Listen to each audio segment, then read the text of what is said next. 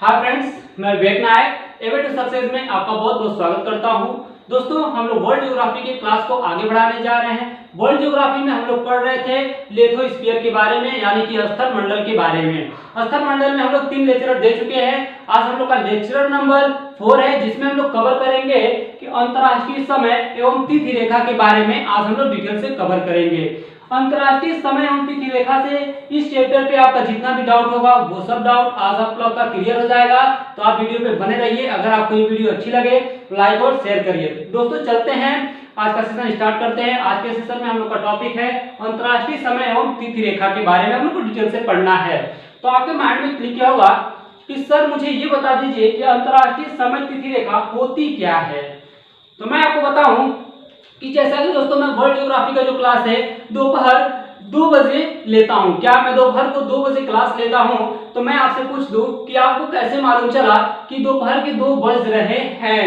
हाँ, तो आप कहोगे कि सर मुझे घड़ी से मालूम चला कि दोपहर के 2 बजे बज रहे हैं, या 2 बजे दोपहर की आप क्लास वर्ल्ड ज्योग्राफी का लेते हैं। तो मैं आपसे कहूं कि क्या पहले तो घड़ी नहीं हुआ करती थी ना?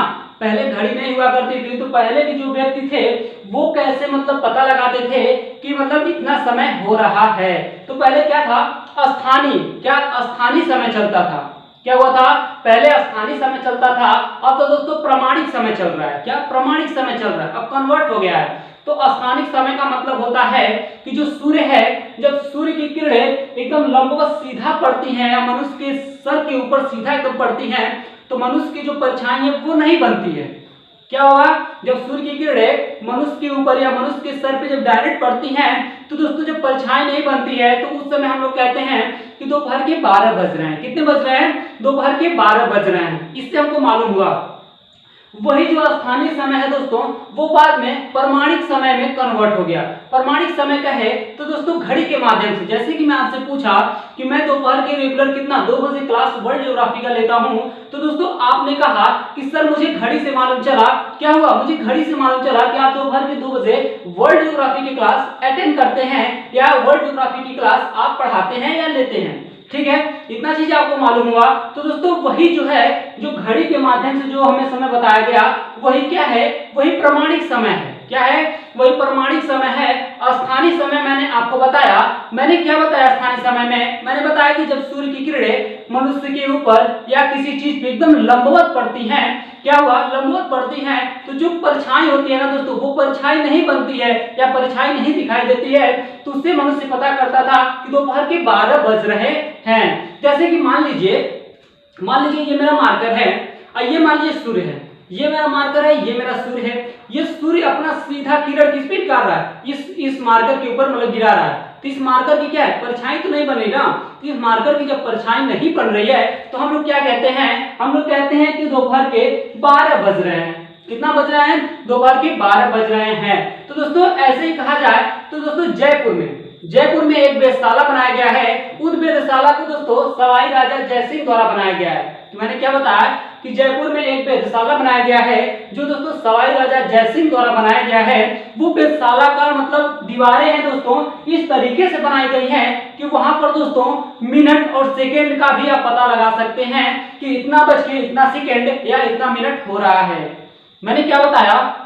मैंने बताया कि जयपुर में एक वेधशाला है जिसको सवाई राजा जयसिंह ने बनवाया था। वो दीवारें इस प्रकार बनाई गई हैं कि वहां पर हम लोग दीवार के ऊपर जैसे ही सूर्य की रोशनी पहुंचेगी, जैसे ही बढ़ेगी, उस माध्यम से हम लोग क्या समय को निर्धारित कर देंगे कि इतना बज के इतना मिनट या इतना सेकेंड का हो रहा है। तो मतलब वहां सेकेंड भी वहां पता चलता था। जब स्थानीय समय था तब भी क्या था? सेकेंड का पता लगता था। अब तो स्थानीय समय जो प्रमाणिक समय में हो गया, मतलब परिवर्तन हो गया है। तो दोस्तों ये क्या है? जब स्थानीय जो मतलब प्रमाणिक समय में तो परिवर्तन हो गया है या कन्वर्ट हो गया है, तो अब हमें भी सेकेंड का पता चलता है। तो उस समय भी पता चलता था सेकेंड का। कैसे? मैंने बताया कि जयपुर में एक वेधशाला बनाया गया था जिसे सवाई राजा जयसिंह ने बनाया था।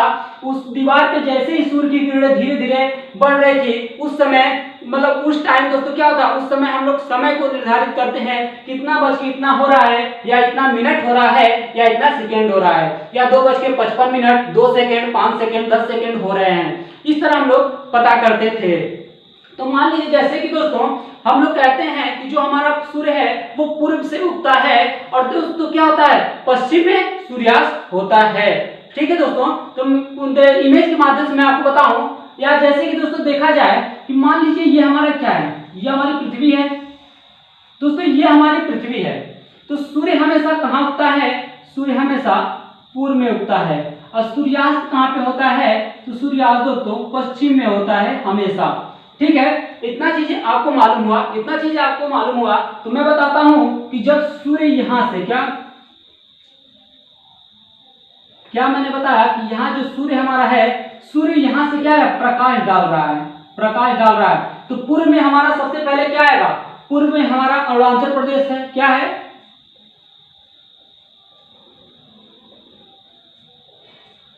पूर्व में हमारा अरुणाचल प्रदेश है।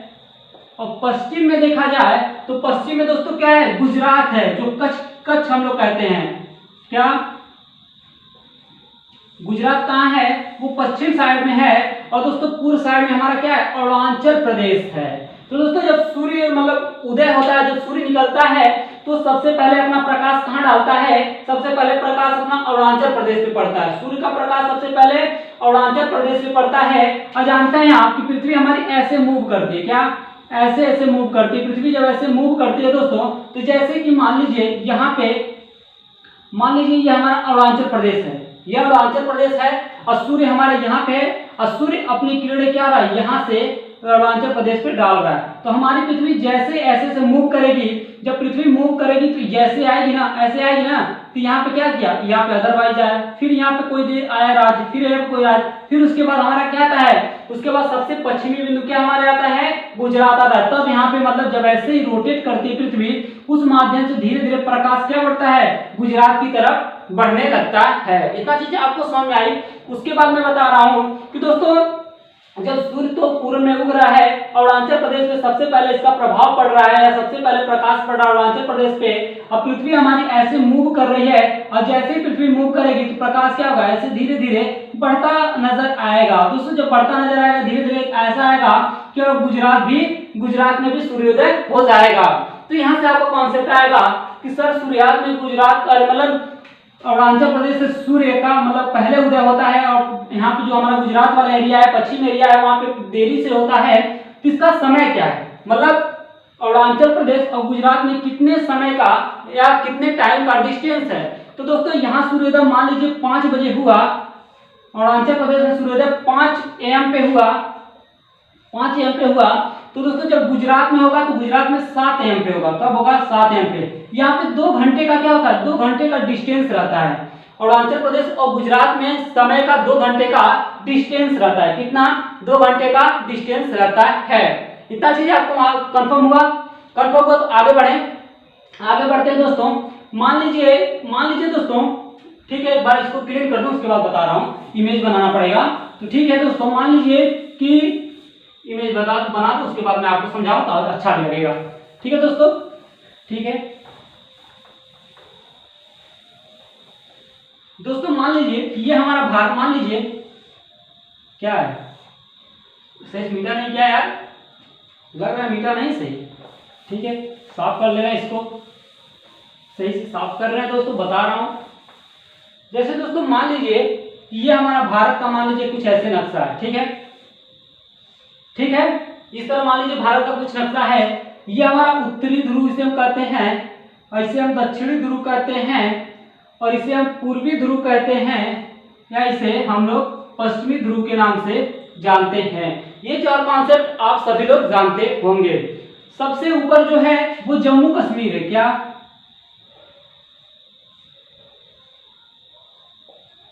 जम्मू कश्मीर वाला एरिया है सबसे ऊपर। और सबसे दक्षिणी बिंदु देखा जाए तो दोस्तों हम लोग कहते हैं पहले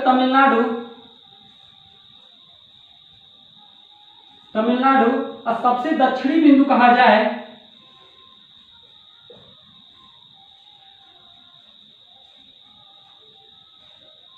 सबसे दक्षिणी बिंदु माना जाए तो दोस्तों किबुथु है। क्या है, सबसे दक्षिणी बिंदु किबुथु है। नहीं, सबसे दक्षिणी बिंदु कन्याकुमारी को माना जाता है। क्या, दोस्तों सबसे दक्षिणी बिंदु हम किसे मानते हैं? सबसे दक्षिणी बिंदु हम किसे मानते हैं? तो कन्याकुमारी को मानते हैं। कन्याकुमारी हमारी जो है दोस्तों वो सबसे दक्षिणी बिंदु है। तो यहाँ से आपको क्वेश्चन बनता है कि सबसे उत्तरी बिंदु कौन सी है? तो जम्मू कश्मीर को हम लोग पकड़ के चलते हैं।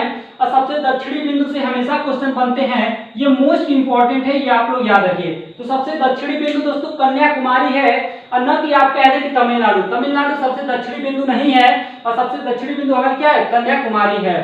पश्चिम पूर्व में देखा जाए तो पूर्व में मैंने बताया कि अरुणाचल प्रदेश है, और पश्चिम में देखा जाए तो गुजरात। क्या मैंने बताया कि गुजरात, ये गुजरात है, मतलब कच्छ वाला जो एरिया है, जो कच्छ वाला एरिया है दोस्तों, यही क्या है? सबसे पश्चिमी बिंदु है। इतना चीजें आपको कॉन्सेप्ट क्लियर हुआ है नहीं? इतना कॉन्सेप्ट आपका क्लियर हुआ दोस्तों? जो हमारा गुजरात वाला एरिया है, इसका सबसे पश्चिमी जो एरिया है वो गुहार मोता है। क्या है? गुहार मोता। सबसे पश्चिमी एरिया हम कहते हैं गुहार मोता को। किसे? गुहार मोता। गुहार मोता दोस्तों क्या है? हमारा सबसे पश्चिमी बिंदु है। क्या है? सबसे पश्चिमी बिंदु हमारा कौन सा है? तो गुहार मोता है। अब बात आती है कि सबसे पूर्वी बिंदु क्या है, मतलब सबसे पूर्वी बिंदु कौन सा है? तो दोस्तों सबसे पूर्वी बिंदु जो है वो किबुथु है। क्या है? हमारा किबुथु सबसे पूर्वी बिंदु है। क्या है? पूर्वी बिंदु है। मैंने क्या बताया? मैंने बताया कि उत्तरी बिंदु हम लोग मानते हैं जम्मू कश्मीर, दक्षिणी बिंदु में तमिलनाडु, और सबसे दक्षिणी बिंदु माने तो कन्याकुमारी है। इतना चीज आपको समझ में आया? उसके बाद मैंने बताया कि पूर्व में अरुणाचल प्रदेश है, और सबसे पूर्वी बिंदु माना जाए तो किबुथु है। क्या है? किबुथु है। उसके पहले मैं बताया कि पश्चिमी बिंदु जैसे हम गुजरात या कच्छ को मानते हैं, और सबसे पश्चिमी जो बिंदु है वो गुहार मोता है। क्या दोस्तों? गुहार मोता है। तो मान लो दोस्तों कि सूरज जो हमारा है, जो सूर्य हमारा है, वो अरुणाचल प्रदेश में क्या होता है? अरुणाचल प्रदेश में मतलब सबसे पहले उगता है। तो यहाँ पे क्या होता है? यहाँ के आदमी बहुत आलसी होते हैं। अरुणाचल प्रदेश के आदमी बहुत आलसी होते हैं, आलसी होते हैं। अरुणाचल प्रदेश के व्यक्ति बहुत आलसी होते हैं, और यहाँ के व्यक्ति बहुत फास्ट होते हैं। क्या होते हैं? बहुत फास्ट होते हैं। अब आपके माइंड में क्लिक किया होगा कि सर आपने आलसी यानी लेजी और फास्ट के बारे में बताया, इसका मतलब क्या है? आलसी का मतलब क्या है और यहाँ फास्ट का मतलब क्या है? जैसे कि दोस्तों मान लीजिए अरुणाचल प्रदेश का कोई व्यक्ति है, मान लीजिए कि ये अरुणाचल प्रदेश का कोई व्यक्ति है, ठीक है? बना है ना सही? आंखों सही बनी है ना? अरे थोड़ा टेढ़ होगी, कोई दिक्कत नहीं है। हाँ, तो मान लीजिए ये अरुणाचल प्रदेश का कोई व्यक्ति है। हाँ, इनके ऑफिस का टाइम है, इनकी ऑफिस का टाइम है 8 AM, ठीक है? 8 AM पे, ठीक है? यहीं पे गुजरात का एक व्यक्ति है, गुजरात का एक व्यक्ति है, इनके ऑफिस का टाइम है,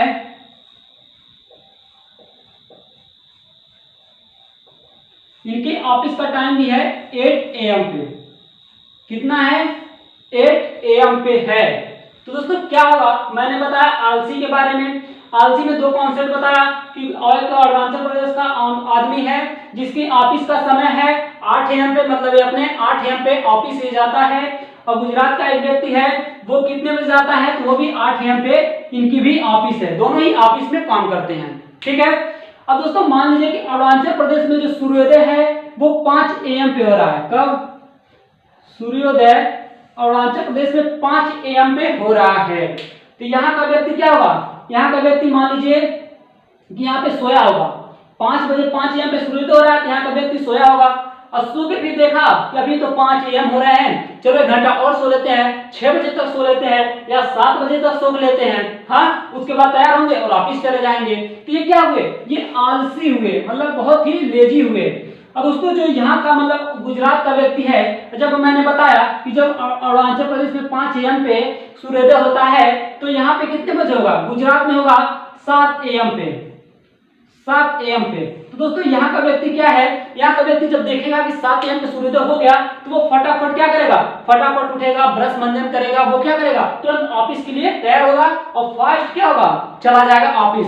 और यहाँ पर अरुणाचल प्रदेश का व्यक्ति क्या है, वो देखा कि 5 AM पे सूर्योदय हो गया तो सोचता है चलो घंटा और सो लेते हैं, 2 घंटे सो लेते हैं, 7 बजे तक सो लेते हैं, उसके बाद उठेंगे, तैयार होंगे, फिर चले जाएंगे ऑफिस, ये काम है। तो यहाँ के व्यक्ति क्या हुए, यहाँ के व्यक्ति आलसी हुए, और ये जो गुजरात वाला व्यक्ति है वो क्या है, बहुत ही फास्ट है। इतना चीजें आपको समझ में आई या नहीं, इतना चीज समझ में आई तो अब लोग अंतरराष्ट्रीय समय रेखा के बारे में अब लोग जानते हैं। अभी तक हम लोग क्या पढ़ा, हम लोग ने अभी अंतरराष्ट्रीय समय के बारे में पढ़ा, अब हम लोग अंतरराष्ट्रीय तिथि रेखा के बारे में डिटेल से पढ़ेंगे। तो ठीक है, चलते पढ़ते हैं। इतना चीज आपको समझ में आई कि नहीं कि अंतरराष्ट्रीय समय क्या होता है, कहाँ के व्यक्ति ज्यादा लेजी होते हैं, कहाँ के व्यक्ति लेजी नहीं होते हैं, फास्ट होते हैं, ये भी चीजें आपका कॉन्सेप्ट तो मैं क्लियर ही कर दिया। तो ठीक है, अब हम लोग पढ़ेंगे क्या, अब हम लोग पढ़ेंगे दोस्तों, क्या पढ़ेंगे हम लोग, अब हम लोग पढ़ेंगे कि अंतरराष्ट्रीय समय या तिथि रेखा, समय तो पढ़ चुके हैं ना, अब तिथि रेखा के बारे में डिटेल से पढ़ेंगे कि अंतरराष्ट्रीय तिथि रेखा क्या है। अब अंतरराष्ट्रीय तिथि रेखा में दोस्तों मैं अभी आपको बताऊंगा कि जैसे कि मैं इसमें समय में बताया कि अरुणाचल प्रदेश और गुजरात में कितने घंटे का डिस्टेंस होता है, तो 2 घंटे का डिस्टेंस होता है। 2 घंटे डिस्टेंस का मतलब दोस्तों क्या हुआ, 2 घंटे का डिस्टेंस का मतलब इस अरुणाचल प्रदेश में जो सूर्योदय हो रहा है वो 5 बजे हो रहा है, तो दोस्तों जो सूर्योदय गुजरात में होगा वो कब होगा, 7 बजे होगा, मतलब 2 घंटा लेट होगा, 2 घंटे लेट होगा। तो दोस्तों अब हम लोग बात करते हैं, क्या बात करते हैं, अंतरराष्ट्रीय समय रेखा का, अंतरराष्ट्रीय समय और रेखा के बारे में डिस्कस करते हैं। अंतरराष्ट्रीय समय रेखा दोस्तों ये चीजें हैं कि लंदन में एक मीटिंग हुई थी, क्या मैंने बताया कि लंदन में एक मीटिंग हुई थी, लंदन में एक जगह है ग्रीनविच, क्या मैंने बताया कि लंदन में एक मीटिंग हुई थी, लंदन में एक जगह है ग्रीनविच, लंदन में एक जगह है ग्रीनविच, ग्रीनविच से ही दोस्तों एक लाइन खींची गई और उसी को मान लिया गया कि यहां से समय का निर्धारण होगा। क्या मैंने बताया कि लंदन में एक मीटिंग हुई और मीटिंग में दोस्तों लंदन में एक जगह है ग्रीनविच, ग्रीनविच से ही दोस्तों एक रेखा खींची गई और इसी को मान लिया गया कि यहां से हमारा समय का निर्धारण होगा।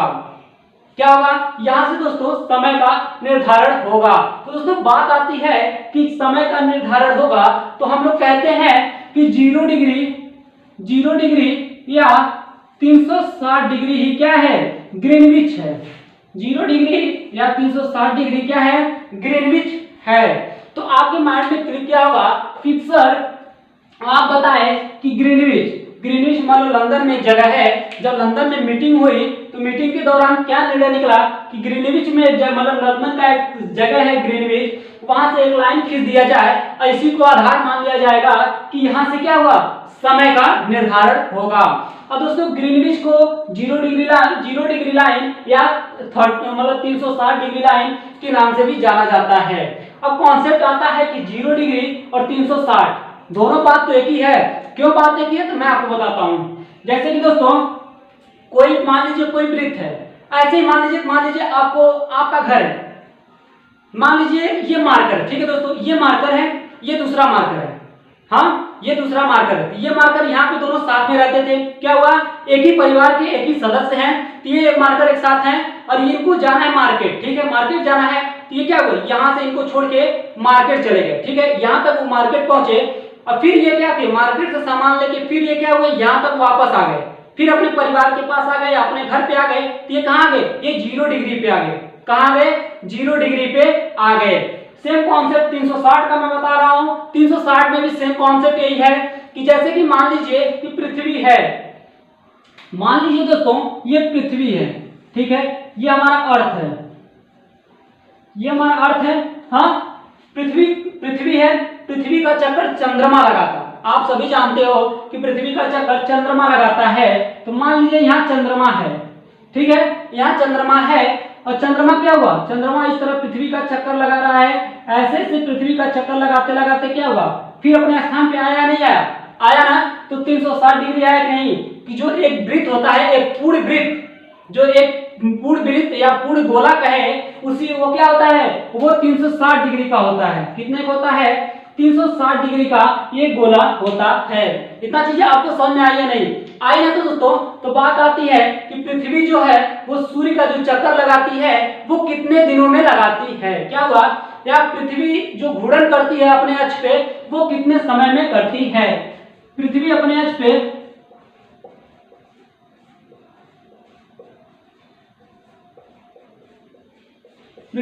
पे घूर्णन जो करती है दोस्तों वो 24 घंटे में एक चक्कर लगाती है। कितना? पृथ्वी 24 घंटे में एक चक्कर पूरा करती है। उसके बाद मैंने बताया कि चंद्रमा पृथ्वी का एक चक्कर लगाने में 360 डिग्री लेता है, मतलब एक पूर्ण वृत्त बनाता है या 360 डिग्री बनाता है। तो दोस्तों बात आती है, क्या बात आती है? बात आती है कि मान लीजिए ये 360 है, 360 डिग्री है। कितना है? ये 360 डिग्री है। हम कितना, मतलब पृथ्वी हमारी अपने अक्ष पे कितना चक्कर लगाती है? तो 24 घंटे में या 24 आवर में एक चक्कर लगाती है। इतना चीज आपको समझ में आई या नहीं आई? आई तो फिर आगे बढ़ते हैं। फिर दोस्तों जब पृथ्वी जो चंद्रमा जो है पृथ्वी का चक्कर कितना लगाता है? 360 डिग्री पे लगाता है। 360 डिग्री का मतलब एक पूर्ण वृत्त के रूप में बनाता है कि मान लीजिए कि कोई व्यक्ति है अपने घर से बाहर गया, फिर अपने घर पे आ गया, तो कितना आ गया? वो 360 डिग्री आ गया। तो दोस्तों अब इसी को मान लीजिए हम काटे, ये क्या हुआ? ये हो गया 15 डिग्री और यहाँ पे हो जाएगा 1 आवर। तो दोस्तों पृथ्वी क्या है? पृथ्वी कितना? 1 घंटे में 15 डिग्री क्या होती है? 15 डिग्री घूमती है केवल। पृथ्वी 1 घंटे में कितने डिग्री घूमती है? तो 15 डिग्री घूमती है। अब बात आती है कि जब पृथ्वी 1 घंटे में 15 डिग्री घूमती है तो दोस्तों जो 360 मैंने क्या बताया कि 360 में दोस्तों जो एक वृत्त है 360 डिग्री का ही एक वृत्त होता है ना। एक पूर्ण वृत्त कितने का होता है? तो 360 डिग्री का होता है। तो दोस्तों मैं इसको 360 बट्टे 24 घंटे कर दिया और इसको काटा तो 15 डिग्री बट्टे 1 घंटे आ गया। तो पृथ्वी क्या हो रही है? तो 15 डिग्री घूमने में कितना पृथ्वी को समय लग रहा है? तो 1 घंटे लग रहा है। कितना? पृथ्वी को 15 डिग्री घूमने में 1 घंटे लग रहा है। तो दोस्तों 1 घंटे बराबर मान ले तो 15 डिग्री और 1 घंटे में कितने मिनट होते हैं? तो 60 मिनट होते हैं। कितने दोस्तों होते हैं? 60 मिनट होते हैं। तो दोस्तों पृथ्वी को 1 डिग्री घूमने में कितना मिनट लगेगा? 4 मिनट लगेगा। 15 चौका 60 हो गया ना। तो पृथ्वी को 1 डिग्री घूमने में कितना समय लगेगा? 4 मिनट लगेगा। फिर से मैं बता रहा हूं, मैंने क्या बताया कि पृथ्वी अपने अक्ष पे या पृथ्वी का चक्कर मतलब चंद्रमा लगाता है और चंद्रमा कितना 360 डिग्री का क्या पूर्ण वृत्त बनाता है 360। और पृथ्वी जो अपने अक्ष पे जो घूर्णन करती है, ये घूर्णन करने में कितना समय लेती है? तो 24 घंटे लेती है। कितना? 24 घंटे।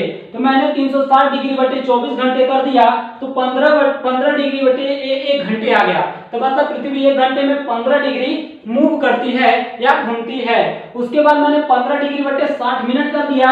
और 60 मिनट क्यों किया? क्योंकि 1 घंटे में 60 मिनट ही होते हैं। 1 घंटे में जब 60 मिनट होते हैं तो घंटे को मैं मिनट में कन्वर्ट कर दिया या मिनट में परिवर्तन कर दिया या मिनट में बदल दिया। ठीक है। तो 15 बटे 60 तो 1 डिग्री पृथ्वी को घूमने में कितना समय लगेगा? 4 मिनट लगेगा। इतना चीज आपको समझ में आई या नहीं आई? आई दोस्तों। अब मैंने बताया कि जो ग्रीनविच जो लाइन पृथ्वी हमारी मान ले बताया कि ये मान लीजिए हमारी पृथ्वी, मैंने बताया ना ये हमारी पृथ्वी है। ये जो बीच वाली लाइन जो खींची गई दोस्तों वो 82.5 डिग्री लाइन होती है। कितना? 82.5 डिग्री लाइन के नाम से हम लोग जानते हैं या 82.5 डिग्री पूर्वी देशांतर के नाम से हम लोग जानते हैं। 82.5 डिग्री पूर्वी देशांतर। क्या मैंने कहा? ये हमारी पृथ्वी है और पृथ्वी पे जो बीच वाली लाइन खींची गई है ये 82.5 डिग्री कितना 82.5 डिग्री पूर्वी देशांतर वाली रेखा होती है। तो दोस्तों 82.5 डिग्री पूर्वी देशांतर वाली जो रेखा है तो मान लीजिए ये 82.5 डिग्री पूर्वी देशांतर है या पूर्वी देशांतर रेखा है। हमारा 4 मिनट में पृथ्वी कितना 1 डिग्री मूव कर रही है तो 82.5 गुणे 4 कर दे तो कितना आ जाएगा? आ जाएगा दोस्तों 330 मिनट। कितना आ जाएगा? 330 मिनट आ जाएगा या नहीं आ जाएगा? आ जाएगा कि नहीं आ जाएगा? कि मतलब जब दोस्तों पृथ्वी 4 मिनट में 1 डिग्री घूम रही है और जो मैंने बताया कि पूर्वी देशांतर जो रेखा बीच वाली होती है पृथ्वी पे वो क्या है 82.5 डिग्री पूर्वी देशांतर है। तो 82.5 गुणे 4 कर दिए तो 330 मिनट आ गया। अब 330 मिनट आ गया। अब मिनट को हम घंटे में बदले तो इसी को दोस्तों कहा जाए तो 5 घंटा 30 मिनट हो जाएगा। कितना? 5 घंटा 30 मिनट हो जाएगा। कितना होगा? 5 घंटा 30 मिनट। आप भी एक बार जोड़ लो, एक बार आप भी जोड़ लो कि 330 जो मिनट है मतलब 6 5 30 हो गया ना 300 मिनट। 300 मिनट में दोस्तों 5 घंटे हो गया और 30 मिनट हो गया 5.5 घंटे, मतलब 5.5 घंटे टोटल हो रहा है। तो दोस्तों जो लंदन है वो 0 डिग्री पे है और जो हमारा पृथ्वी मतलब जो हमारा भारत बसा हुआ है वो भारत क्या है वो 360 डिग्री पे है। कितना पे है हमारा भारत जो है वो 360 डिग्री पे है, मतलब भारत जो स्थित है वो पूर्वी गोलार्ध में स्थित है। कितना भारत हमारा पूर्वी गोलार्ध में स्थित है। जैसे कि दोस्तों मान लीजिए कि लंदन में कितना, मान लीजिए लंदन में 5 बज रहे हैं, लंदन में 5 बज रहे हैं मतलब 5 PM हो रहा है, लंदन में मान लीजिए 5 PM हो रहा है, तो हमारे भारत में उस समय कितना बज रहा होगा। तो दोस्तों यहाँ इसी में लंदन में जब 5 बज रहे हैं, जब लंदन में 5 बज रहे हैं तो हमारा जो भारत है दोस्तों भारत में 5:30 मतलब मैंने बताया कि 5 घंटा 30 मिनट, तो 5 बजे में दोस्तों 5 घंटा 30 मिनट जोड़ लें ऐड कर लें तो कितना होगा 5 दूनी 10, यहाँ पे 10:30 बजेंगे। कहाँ पे जब हमारा लंदन में 5 PM होगा तो भारत में 10:30 PM होगा, मतलब 10:30 बज चुके होंगे। कि दोस्तों जो लंदन का टाइम है भारत में उसमें 5.5 घंटे का डिस्टेंस होता है या 5.5 घंटे का डिफरेंस होता है। इतना चीज आपको मालूम हुआ। जैसे कि मान लीजिए कि लंदन में सुबह के 6 बज रहे हैं, सुबह के 6 AM हो रहे हैं लंदन में, लंदन में सुबह के 6 AM हो रहे हैं तो भारत में कितना होगा, तो 6 में 5.5 घंटे जोड़ दो तो 6 5 11 11:30 AM होगा। कितना 11:30 AM हो जाएगा। कि मतलब लंदन में जब 6 बज रहे हैं तो भारत में 11:30 बज रहे होंगे। ठीक है दोस्तों, इतना चीज आपको मालूम हुआ। तो ठीक है, इतना चीज आपको समझ में आया नहीं आया, जब आपको समझ में आया तो आगे भी समझ में आएगा। ठीक है, एक बार जो बच्चों को ना समझ में आए वो एक बार फिर से वीडियो को देख लेंगे, 1-2 बार देख लेंगे, उससे जितना भी डाउट होगा वो क्लियर हो जाएगा। कोई भी चीजें एक बार में नहीं आती मेरे भाई, एक बार में कोई भी चीजें नहीं आती, उसे 1 से 2 बार रिवीजन करो, वो आपको ऑटोमेटिक आने लगेगा। कोई भी चीजें कठिन नहीं होती, कोई भी चीजें कठिन नहीं होती, उसे हम लोग कठिन बना लेते हैं। क्यों बना लेते हैं कि मान लीजिए मैंने बताया यहाँ पे कि 360 डिग्री बटे 24 घंटे, तो 360 को 24 से काटा तो 15 डिग्री बटे 1 हावर आ गया। अब आपको 360 डिग्री बटे 24 हावर काटना रहेगा, ये काटने ही नहीं आया या प्रयास नहीं करोगे तो आप क्या कहोगे बहुत कठिन है, बहुत हार्ड है, मुझे समझ में नहीं आ रहा है। अरे भाई समझ में कैसे आएगा, आप उसे काटो, गलत ही काटो लेकिन काटो। ऐसा आएगा 2-3 बार जब आप काटेंगे तो एक बार ऐसा आएगा कि आपका सही भी हो जाएगा। क्या होगा, सही हो जाएगा। जब आप प्रयास नहीं करोगे तो कोई भी चीजें क्या होगी, आएगी नहीं, जो आती भी चीजें रहेंगी वो भूल जाएंगी, आप उसे क्या कठिन मान लोगे या हार्ड मान लोगे कि बहुत ज्यादा हार्ड है, ये चीजें मुझे समझ में नहीं आ रही है, तो नहीं आएगी। आप जब तक मेहनत नहीं करोगे तब तक कोई भी चीजें समझ में नहीं आएंगी। तो ठीक दोस्तों, इतना चीजें आपको समझ में आई तो ठीक है, आगे बढ़ते हैं। आगे हम लोग देखते हैं अंतर्राष्ट्रीय तिथि रेखा के बारे में, आप डिटेल से पढ़ेंगे। क्या मैंने अंतर्राष्ट्रीय समय रेखा के बारे में आपको डिटेल से बताया, अब मैं बताऊंगा अंतर्राष्ट्रीय तिथि रेखा। दोस्तों एक कॉन्सेप्ट बता दूं कि जो अंतर्राष्ट्रीय तिथि रेखा है उसे दोस्तों किसी देश से नहीं गुजारा गया। क्या मैंने कहा कि जो अंतर्राष्ट्रीय तिथि रेखा है उसे किसी देश से नहीं गुजारा गया। अब क्यों नहीं गुजारा गया ये मैं विथ इमेज के माध्यम से आपको समझाऊंगा। अब विथ इमेज के माध्यम से आपको समझाऊंगा तो और भी चीजें आपको समझ में आएंगी। जब इमेज नहीं बनाऊंगा तो आपको चीजें समझ में नहीं आएंगी, ओनली मैं बोल के चला जाऊंगा तो आप भी कहोगे कि सर बोल के चले गए, अब मेरे माइंड में कुछ घुसा ही नहीं या मुझे कुछ समझ में नहीं आया। तो ठीक है दोस्तों, मैं आपको बता रहा हूँ कि अंतर्राष्ट्रीय तिथि रेखा, क्या अंतर्राष्ट्रीय तिथि और रेखा, अंतर्राष्ट्रीय तिथि रेखा के बारे में अब हम आपको बताने जा रहे हैं। क्या बताएंगे, अंतर्राष्ट्रीय तिथि रेखा के बारे में। दोस्तों अंतर्राष्ट्रीय तिथि रेखा को किसी देश से नहीं गुजारा गया। क्यों नहीं गुजारा गया मैं उसको बता रहा हूं, क्योंकि दोस्तों मान लीजिए हमारा यूपी है ना, यूपी है, यूपी की मतलब हाँ यूपी मान लीजिए, या हमारा केरल मान लीजिए और तमिलनाडु मान लीजिए, केरल और तमिलनाडु है। ठीक है, वहां पे अंतर्राष्ट्रीय रेखा मान लीजिए ऐसे घूम गया, ये हमारा केरल है, ये मान लीजिए तमिलनाडु है।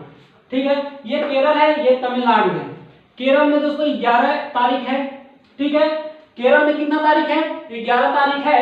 और यहाँ पे सॉरी मान लीजिए कि आज जैसे 19 तारीख है ना, तो मान लीजिए 19 सितंबर है केरल में, और तमिलनाडु में दोस्तों क्या है 20 सितंबर है। कितना है 20 सितंबर है। ठीक है, तो आप कहोगे कि सर यहाँ पे तमिलनाडु कितना क्या है, यहाँ पे हमारा केरल है, ये जो हमारा केरल है, केरल और तमिलनाडु में थोड़ा सा डिफरेंट है, मतलब थोड़ा सा है। तो दोस्तों मान लीजिए केरल में यहाँ पे 19 सितंबर है और यहीं पे हम पास में एकदम तमिलनाडु में चले जाए तो 20 सितंबर है। तो ऐसे में क्या होगा, ऐसे में आप लोग लड़ाई कर लोगे, झगड़ा कर लोगे। क्यों कर लोगे, क्योंकि दोस्तों आप कहोगे कि सर यहाँ से यहाँ तो अभी आप बताओ 19 सितंबर है, अब 5 मिनट में जैसे ही मैं यहाँ पहुंचा और मतलब तमिलनाडु में पहुंचा, आप ऐसे ही कह रहे हो कि दोस्तों सर यहाँ 20 सितंबर आ गया। तो सर कैसे कैसे सिद्ध किया आप कि यहाँ पे 19 सितंबर है, यहाँ 20 सितंबर है। तो क्या यहाँ पे लड़ाई हो जाएगी कि नहीं दोस्तों, यहाँ लड़ाई हो जाएगी कि नहीं। सेम कॉन्सेप्ट यही है, विथ इमेज के माध्यम से मैं और भी आपको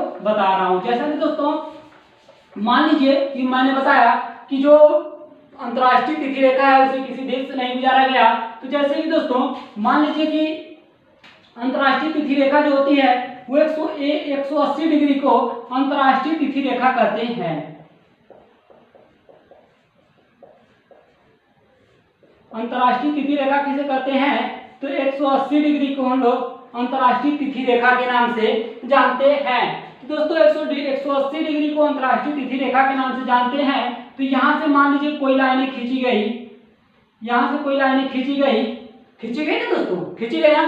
फिर ये लाइनों को क्या करेंगे, यहाँ से हम लोग मोड़े फिर ऐसे लाए। तो दोस्तों ये वाला जो हमारा क्षेत्र है इसे हम लोग क्या कहते हैं, ये साइबेरिया वाला क्षेत्र है। क्या ये हमारा साइबेरिया वाला क्षेत्र है। साइबेरिया का है तो रूस वाला जो क्षेत्र है क्या है, ये रूस का क्षेत्र है। और दोस्तों इधर जो हमारा है वो अलास्का वाला क्षेत्र है, वो हमारा इस साइड अलास्का का क्षेत्र है। अब आपके माइंड में क्लिक किया होगा कि इधर दोस्तों सर आपने बताया साइबेरिया है और इधर अलास्का है। अलास्का दोस्तों अमेरिका का पार्ट है। जैसे कि मैंने बताया कि साइबेरिया दोस्तों रूस का पार्ट है और जो अलास्का है ये भी रूस का ही पार्ट था। क्या था, जो हमारा अलास्का ये भी रूस का पार्ट था, लेकिन रूस ने बेच दिया और अमेरिका ने इसे क्या किया, इसे खरीद लिया। तो दोस्तों अब यहाँ तो बात आती है कि ये जो पहला जो यहाँ से मोड़ा गया, पहली बार जैसे कि यहाँ से मोड़ा गया, ये दोस्तों कितने अक्षांश पे मोड़ा गया, तो वो 75 डिग्री अक्षांश पे मोड़ा गया।